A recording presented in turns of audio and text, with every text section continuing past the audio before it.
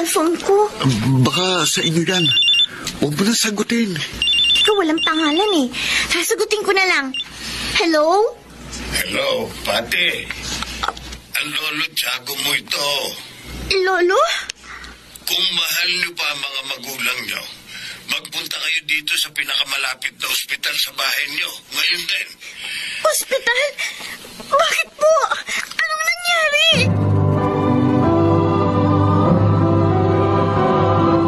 Handog ng DZRH ang tunay sa kanyang panahon.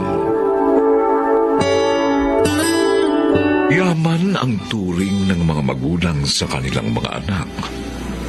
Ngunit yaman na nagdudulot din sa kanila ng alalahanin at kalumbayan. Mga mahal naming tagapakinig, narito po ang naging karanasan ni Pati sa ating dunang sa kanyang panahon.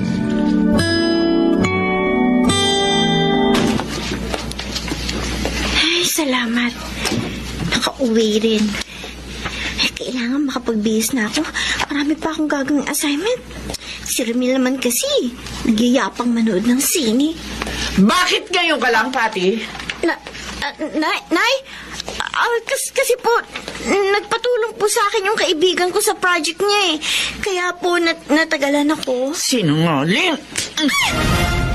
Nay, totoo naman po yung sinasabi ko eh. Talagang hindi ka aamin, ha? Ha? Bakit ba ayaw niyo maniwala? Dahil nakita ka ng pinsan mo habang palabas kayo na sinihan ng nobyo mo. Magka-holding hands pa kayo. Po. 16 years old ka pa lang. Bakit boyfriend na agad ang inaatupag mo? Sabihin mo sa akin, sino ang lalaking yun? Si Ramil po. Ilang taon na siya? Estudyante rin bang katulad mo? 20 years old na po siya pero hindi na po nag-aaral. Anong trabaho niya? Wala pa po. Pero naghahanap po siya. Nakita mo na? Tambay pala yung nobyo mo. Inilihim mo pa sa akin? Sorry po, Nay. Kasi po, hindi kayo papayag ni Tay. Dahil nga bata ka pa. At dapat pag-aaral mo na inaasikaso mo. Hindi ba yun ang sabi namin sa iyo ng ate mo? Makinig ka, Pati, ha. Layuan mo lalaking yun kung ayaw mong mahinto ka sa pag-aaral mo. Nay naman. Anak, sumunod ka. Dahil ibig lang namin makaiwas ka sa kapahamakan. Sobra naman ang ermat mo. Wala naman tayong ginawang masama sa loob ng sinihana. Oo nga eh. Pati nga si Itay nagalit din sa akin. Yung pala ang dahilan, kaya ang lungkot-lungkot mo. Paano? Gusto nila layuan kita kaagad. Ano? Ano ngayon? Susundin mo ba sila? Siyempre, hindi no. Pero dapat maging maingat na lang tayo para hindi na tayo mahuli ng parents ko. Ayoko namang mahinto ng pag-aaral. Bakit pa ganyan ang parents mo? Nakakasakal.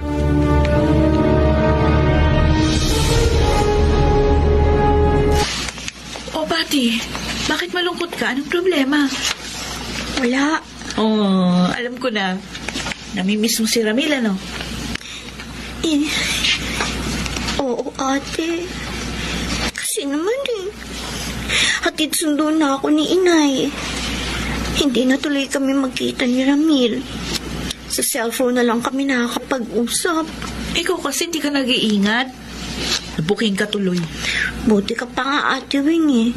Kahit nakailang boyfriend ka na, hindi nabubuko ni na Inay. Siyempre, magaling ako magtago ng sikreto. Dapat ganun ka rin. Pero, okay na rin yung sa cellphone lang kayo nag-uusap. Para mas maplano nyo yung pagkikita nyo nang hindi kayo mabuko. Buti ka pa, ate. Naiintindihan mo ko. Ayoko rin naman yung ginagawa sa atin ng mga magulang natin. Masyadong mahigpit.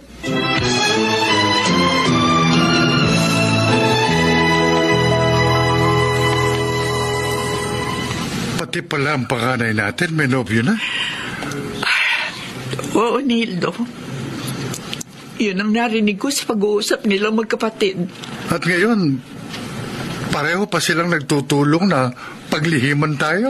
Kaya nga, nasasaktan ako. Bakit nila ginagawa ito? Ganun para sa ikabubuti lamang nila ang hangad natin. Yung makatapos sila na pag-aaral at magkaroon ng isang magandang kinabukasan. Iba na talaga ang mga kabataan ngayon. Apusok at mas matigas ang ulo. Hindi na alintana ang mga pasakit ng kanilang mga magulang. Nildo, gusto ko ilayo sila sa kanilang mga nobyo. Yun din ang gusto ko. At may naisip na akong paraan, Minda, para mangyari yun.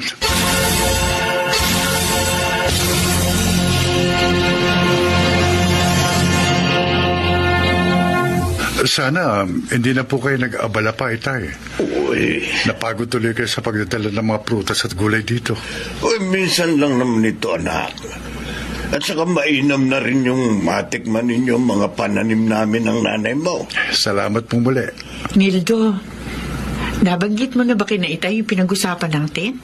Oo. At payag sila ni Inay. Tama ang naisip ninyong mag-asawa.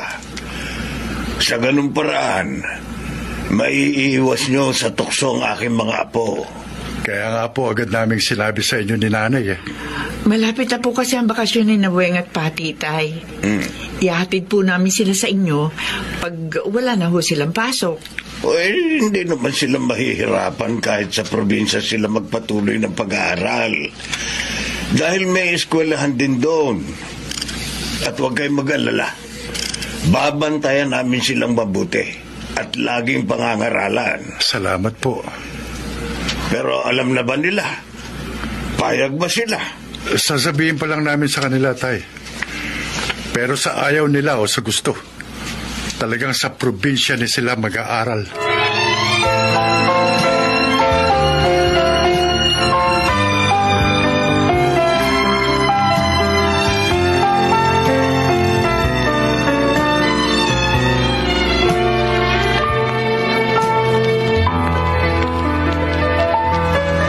Sasabihin mo sa akin, parang naiiyak ka pa.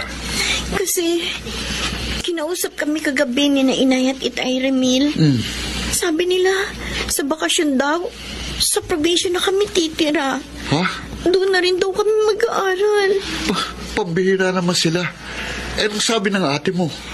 Pareho namin ayaw sa probinsya. Sinabi rin namin yun ni kina Itay. Pero hindi na rin magbabagong pasyon nila. Iyak na kaya nila gagawin yun para mailayo ka sa akin. Yun nga din ang palagay ko eh. Pati, gusto mo bang magkahiwalay tayo? Ayoko, Ramil. Kung ganon, sumama ka na lang sa akin. Magtanan tayo. Ano? Oo, para hindi na nila tayo mapaglayo pa. May alam akong pwede nating puntahan. Halika na, Pati. Nag-text na si Oscar. Magkasama na sila ni Ramil. Hinihintay na tayo. Oo, eto na ate. Tapos na ako mag-impake. Tara na. Dahan-dahan tayong lumabas ng bahay. Dapat makalis tayo habang tulog si na Inay at Lolo Tiago. Bukas na yung pinto. Tayo na ate. Ngayon, hindi na tayo mapipigilan ni na Inay at Itay. Kahit si Lolo Tiago, wala nang magagawa pag nakalabas na tayo dito. Bubuksan ko ng main door natin. Saan kayo pupunta ang dalawa? Ate, si Inay! Dali! Takbo na, Pati! Bilis! Bakit may dala kayong malaking bag?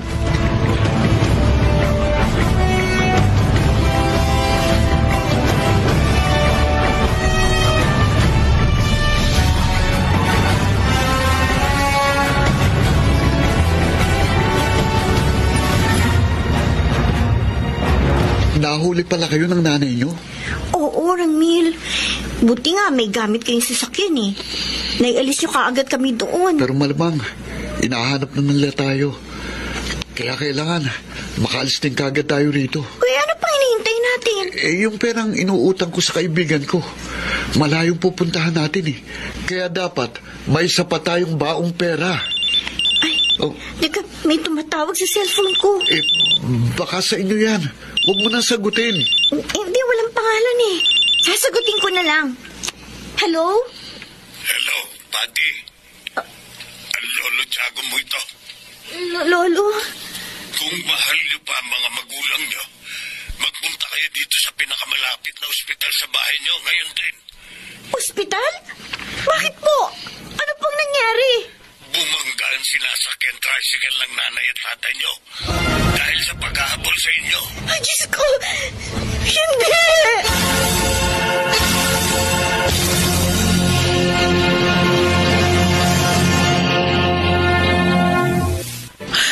Lolo Tiago.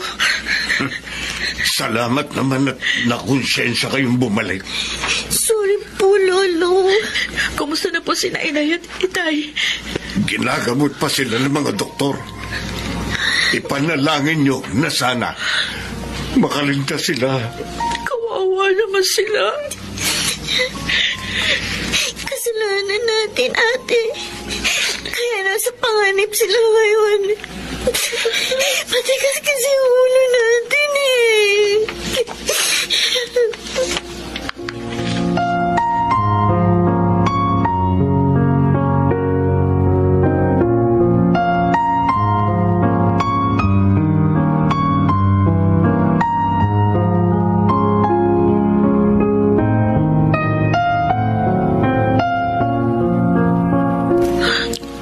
Inay. Oing. Ate. Kami nga po, inay. Salamat sa Diyos. Ligtas na po kayo ni Itay. Kung nawala kayo sa amin, hindi namin mapapatawad ang aming mga sarili.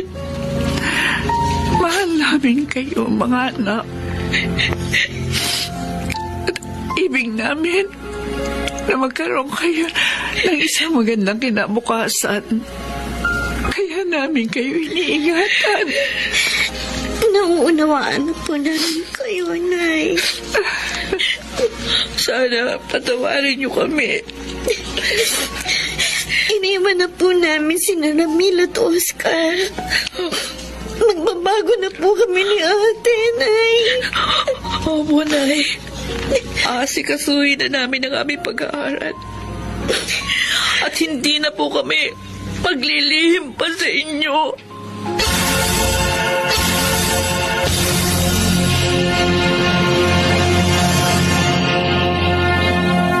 Kung lagi lamang magkakaunawaan ng mga anak at magulang, magiging payapa at maligaya ang mga sambahayan. Malaki ang mababawas sa mga kabataang napapahamak at gaganda pa ang kanilang buhay sa kanyang panahon.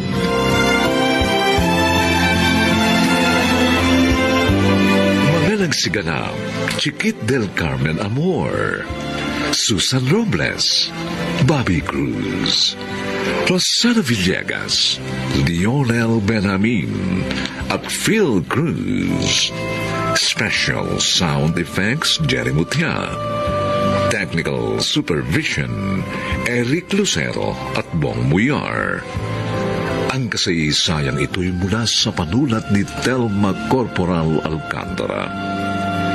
At sa pinagsamang direksyon ng inyong lingkod, June Martin de Gaspi at Bobby Cruz.